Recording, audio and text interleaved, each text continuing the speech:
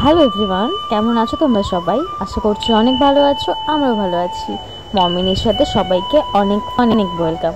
তো আজকে দেখো সকালবেলা একটু লেট করে ব্লগটা শুরু করলাম, কারণ আমার পুজো হয়ে গেছে অলরেডি।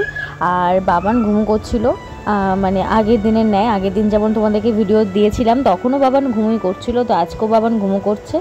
আর এখন বাজে হচ্ছে 9:10 বাজেনি, তো বাবান উঠে পড়বে। তো চলো আজকের ব্লগটা তাহলে শুরু করা যাক। আজকে একটা ইন্টারেস্টিং ব্যাপার আছে, সেটা তোমরা ব্লগটা দেখলেই বুঝতে পারবে।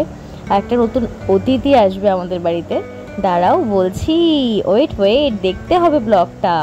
তো চলো দেখতে থাকো আজকের ব্লগটা।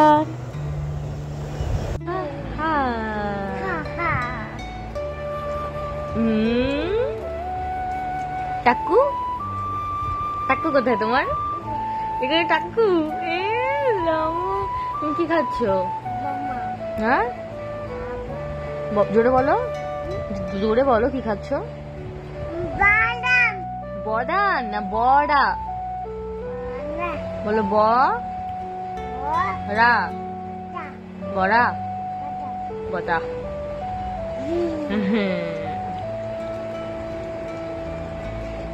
মুখটা কেমন করছে?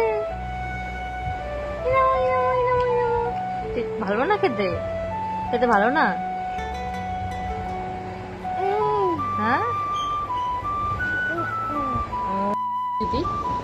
দেখো মুড়ি দিয়ে, কলিন দিয়ে, ঘোড়া দিয়ে কি করেছে দেখো।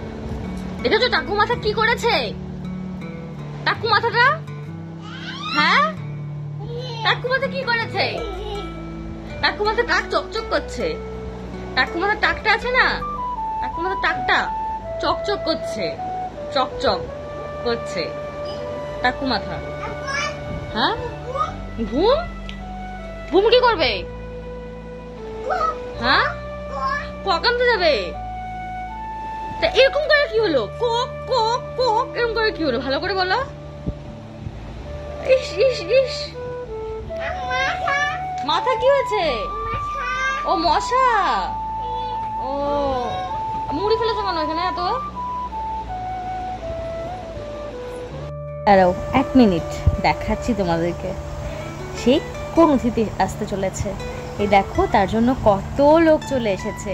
আমাদের ফ্যামিলিতে নতুন একটা মেম্বার এসেছে, তা সেটা হচ্ছে আমার মেজোজাইয়ের ছেলে হয়েছে। এর জন্য দেখো বাড়িতে কত লোক, সবাই জোগাড় দিচ্ছে। আর এটা হচ্ছে আমার চোদ্দির মেয়ে, তোমরা দেখতেই পাচ্ছ।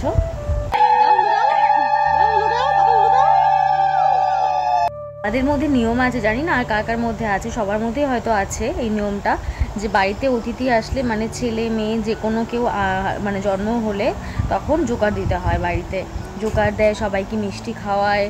তো এটা করে, যেমন বিয়ে ঠিক হলে করে না জোগাড় দেয়, অমন বাচ্চা মানে সন্তান জন্ম নিলেও জোগাড় নেয়। এই দেখো আমাদের পাশের বাড়ির দিদাটা, এই দিদাটা মিষ্টি দিচ্ছে সকলকে।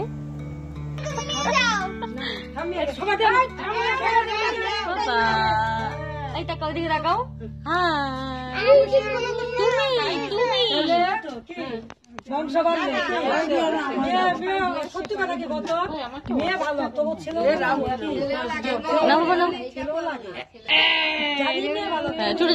তো কদিন ধরে মাথার চুল পড়তে পড়তে, কদিন ধরে না বেশ কয়েক বছর ধরে, 2 বছরের বেশি হবে, বাবান হওয়ার আগের থেকে আমার চুল পড়ে, কিন্তু এই ইদানিং চুলটা বেশি পড়ছে। তো দেখো আমি একটা তেল বানাবো আজকে, তার জন্য আমি কিছু কিছু জিনিস নিয়ে নিয়েছি। দেখো নিয়েছি কারি পাতা, নিয়েছি অল্প মেথি, অল্প কালো জিরে, আর এটার নারকেল তেল, আর তারপরে নিয়েছি কিছু জবা ফুল।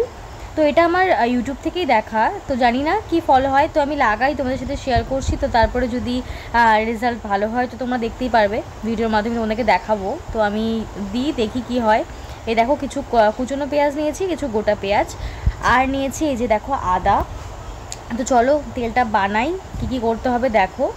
তো ফার্স্টে ভিডিওতে দেখিয়েছিল যে এরকমভাবেই ধুয়ে নিয়ে ডান্টি শুদ্ধ পেস্ট করতে হবে। তো দেখো আমি এই যে কারি পাতাগুলো দিয়ে দিলাম, তার মধ্যে দেব হচ্ছে আদাটা, আর দেব হচ্ছে ওই কালো জিরে আর মেথি। এই কটা জিনিস, মানে এই 4টে জিনিসকেই পেস্ট করতে হবে ওখানে, তাই দেখিয়েছিল। তো চলো দেখা যাক। এই যে পেস্ট করে নিয়েছি আমি, জানি না তেলটা কতটা ইউজফুল হবে। তো আমি দেখো কড়াইয়ের মধ্যেই নিয়েছি, কারণ কড়াইয়ের মধ্যে আমার মনে হলো ঠিক হবে জিনিসটা সুন্দরভাবে আর কি, পুড়বেও না, ঠিকঠাক হবে আর কি, আমি কমফোর্টেবল হব নাড়তে যাতে। তো তো দেখো তেলটা যে ঢেলে নিলাম আমি, যার যেহেতু গরমকাল সেহেতু তেলটা গলায় ছিল, কোনো সমস্যা হয়নি, নারকেল তেল বুঝতেই পারছো। তারপরে আমি দিয়ে দিলাম পেঁয়াজটা, মানে কুচি করা পেঁয়াজটা দেওয়ার পরে দিয়ে দিলাম জবা ফুল। তো ওখানে দেখিয়েছিল জবা ফুলের সবুজ যে অংশটা ওটা ফেলে দিতে, তো ওটা ফেলে দিয়ে আমি কড়াই দিলাম। আর দিয়ে দিলাম এই যে মেথি আর হচ্ছে কালো জিরে, তারপরে হচ্ছে কি ওটা কারি পাতা আর হচ্ছে আদা। তো ওই পেস্টটা আমি দিয়ে দিলাম, দিয়ে এখন আমি একটু ভালো করে নাড়িয়ে নেব। ওখানে এরকমই দেখাচ্ছিলো, কিন্তু ওখানে তেলের পরিমাণটা একটু বেশি ছিল আর আমার তেলের পরিমাণটা একটু কম হয়ে গেছে। দেখো তেলটা অনেকটাই বেরিয়ে গেছে আর ওগুলো কিন্তু ভালো করেই মানে মিশে গেছে আর কি তেলের সাথে। তো এখন আমি একটা ছাঁকনি ভেবেছিলাম ছাঁকনিতে করবো, কিন্তু ছাঁকনিটা হচ্ছে না, ছাঁকনিটা অতটা ভালো না আমাদের, নর্মাল ছাঁকনি।